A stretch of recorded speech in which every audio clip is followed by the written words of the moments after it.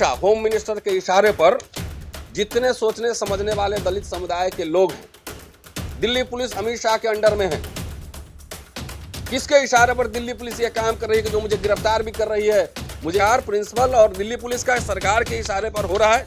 लेकिन जैसा कि मैंने पहले कहा कि इससे न डरूंगा न झुकूंगा। अगर इतनी सर्वशक्तिशाली सरकार है तो मुझे फांसी पे लटकवा दे, फिर गिरफ्तार करवाए। करने के लिए छुट्टी दिया जाएगा, ना रिसर्च करने के लिए छुट्टी दिया जाएगा। बाहर जाना है तो टांग अड़ा देंगे, प्रमोशन नहीं करेंगे। क्या करना चाहती है सरकार, ये विश्वविद्यालय प्रशासन? बाबा साहब की 132वीं जयंती मनाने के लिए मुझे लंदन जाना था। कोर्ट से परमिशन है, इसके बावजूद दिल्ली पुलिस की लापरवाही और इग्नोरेंस की वजह से, या कहिए कि जानबूझकर, ब्रिटिश हाई कमीशन ने उन्हें कांटेक्ट करने की कोशिश की मेरे केस के बारे में, लेकिन उन्होंने कोई रिस्पांस नहीं दिया। Thanks to British high commission की उन्होंने कम से कम मुझे रीजन बताया कि आपका वीजा क्यों रिजेक्ट किया जा रहा है। नॉर्मली कमीशन रीजन नहीं बताते हैं और सिर्फ कहते हैं कि आपका वीजा रिजेक्ट किया जा रहा है, वीजा नहीं मिलेगा। लेकिन इसमें जो उन्होंने कहा है उस आऊँगा, लेकिन पहले पूरा घटनाक्रम कैसे हुआ वो आपको विस्तार से बताता हूँ। और इस सिलसिले में मैं पहले कह दूं कि न झुकने वाला हूं न डरने वाला हूं।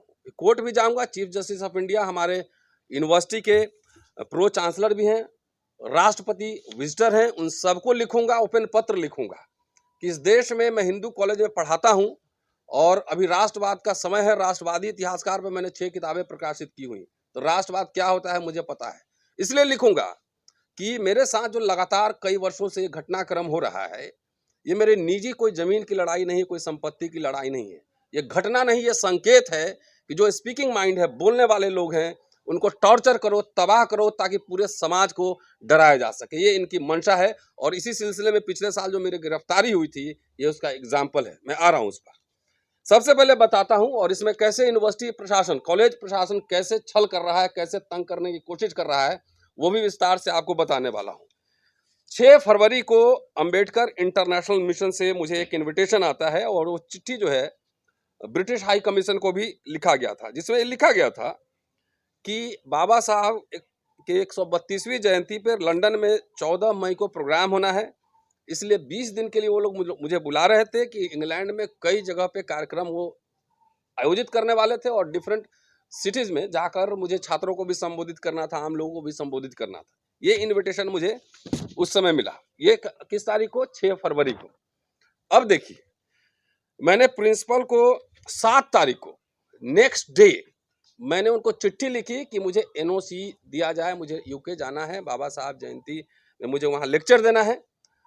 और प्रिंसिपल जो है 1 महीना तक, जबकि एनओसी लिखने में सिर्फ 4 लाइन लिखना होता है, the college has no objection for his visit to United Kingdom, ये लिखना था। 1 महीना इसने टाइम लगाया। और मैं जब मैंने एप्लीकेशन लिखा था उसमें लिखा था वीजा पर्पसेस के लिए, एनओसी के लिए, जो प्रिंसिपल को लिखा था कि this is also to inform you that I did my doctoral thesis on Kashi Prasad Jayaswal, the making of a nationalist historian, and published several books related to my research. Kashi Prasad Jaiswal studied in the Oxford University between 906 to 1910 and obtained several degrees. During my stay in UK, I will also try to explore some research material for my future research.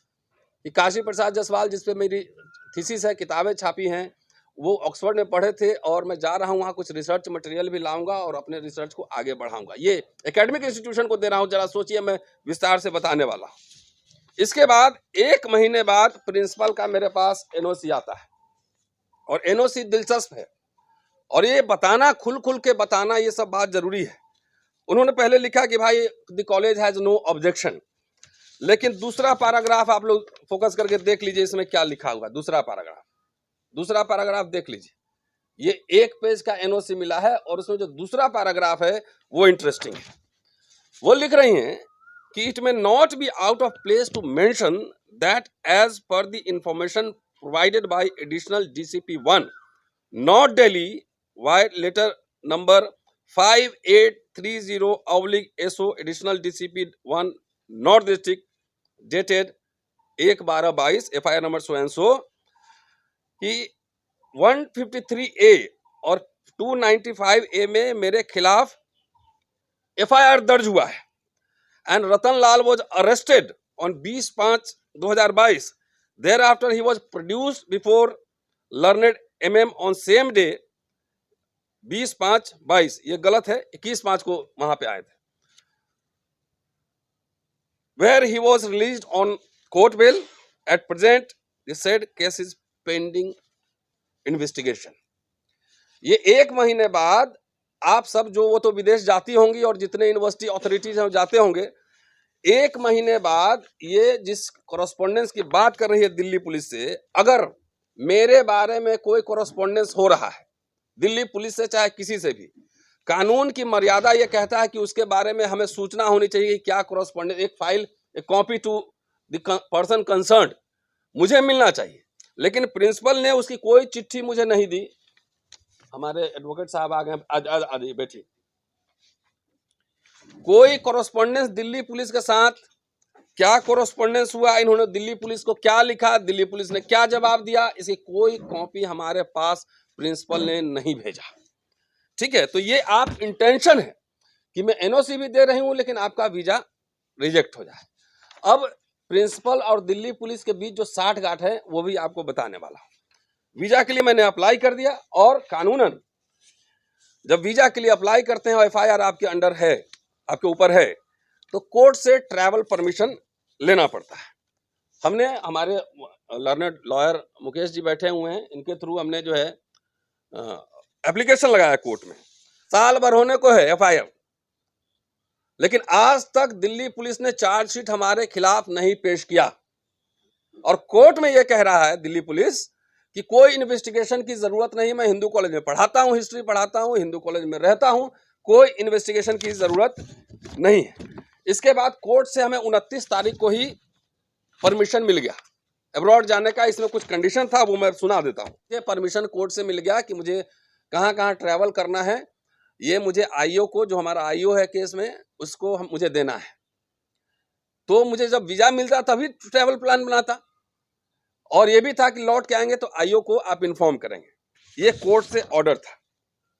अब देखिए, अब जो main बात है, जो खेल है, इसीलिए मैं आरोप लगा रहा हूं कि अमित शाह होम मिनिस्टर के इशारे पर जितने सोचने समझने वाले दलित समुदाय के लोग हैं, या आदिवासी समुदाय के लोग हैं, या पिछड़े समुदाय के लोग हैं, उनके ऊपर अथॉरिटीज डिफरेंट तरीके से दबाव डालती है, उनको केस करती है, उसको हर तरीके से प्रताड़ित करती है. अब जब मेरे पास वीजा ऑफिस से जो लेटर आया, वो लेटर दिलचस्प है. एक खेल है कि कह रहे हैं कि कोर्ट ऑर्डर मुझे मिला है, पुलिस जाके कोर्ट में कह रही है कि नो इन्वेस्टिगेशन रिक्वायर्ड, किसी जांच की जरूरत नहीं है. और यहाँ पर जब ब्रिटिश हाई कमीशन इनको जो है अप्रोच करती है कि वेरीफाई कीजिए कि इनको ट्रैवल परमिशन है कि नहीं, उसने कोई जवाब ही नहीं दिया. प्रिंसिपल हमारे पुलिस से कॉरेस्पॉन्डेंस का जो है ना पूरा लगाती है उसमें कि भाई ये लिखा हुआ है, कोई जवाब नहीं.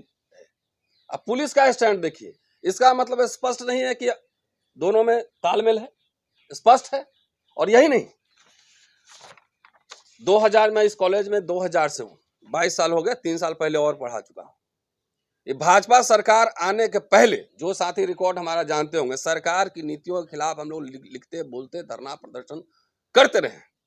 लेकिन जैसे 14 में ये सरकार बदली है, आते आते 15 में हमारे कॉलेज में प्रिंसिपल बनी है, और आते आते सबसे पहले मेरे घर के सामने कूड़ादान खुदवाया हुआ है, कंपोस्ट पिट उसमें लिखा हुआ है, लेकिन 1 ग्राम कंपोस्ट उसमें से नहीं निकला है.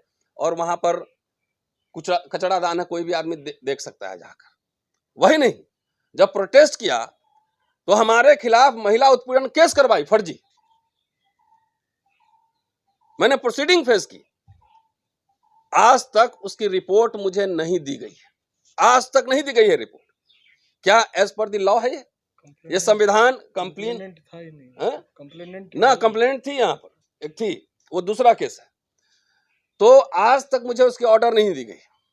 मेरी 10 किताबें ऑन रिकॉर्ड कह रहा हूं, 14 आर्टिकल हैं, रिसर्च पेपर हैं, सैकड़ों मेरे लेक्चर्स हैं यूनिवर्सिटीज में. 2018 से वही राष्ट्रवादी इतिहासकार पर और किताब लिखने के लिए सबैटिकल लीव मांग रहा हूं. लीव नहीं मिल रहा है.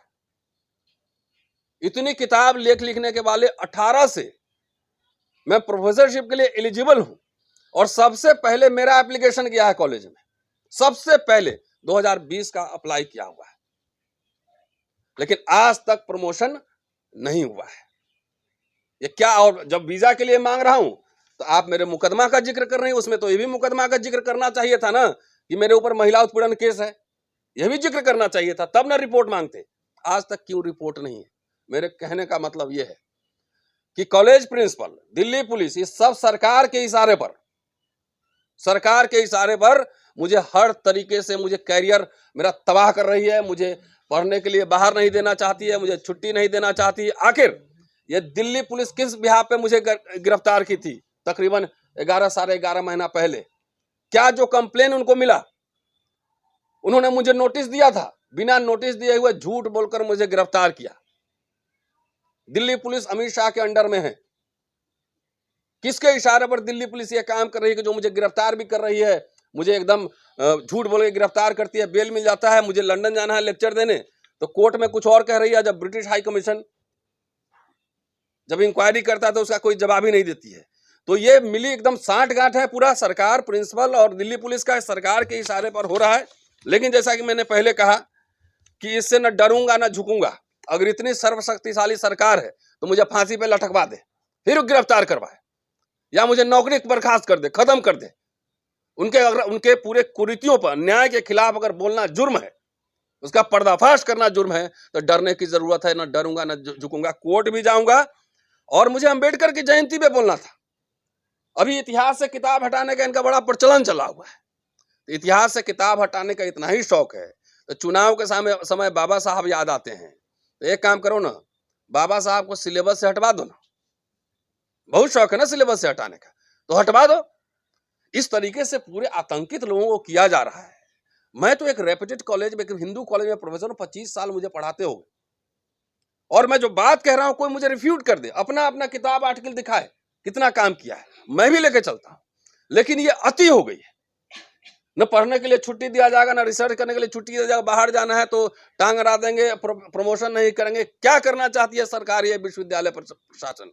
इसलिए चूंकि प्रेसिडेंट ऑफ इंडिया हमारे विजिटर हैं, हम उनको चिट्ठी लिखेंगे, ओपन लेटर।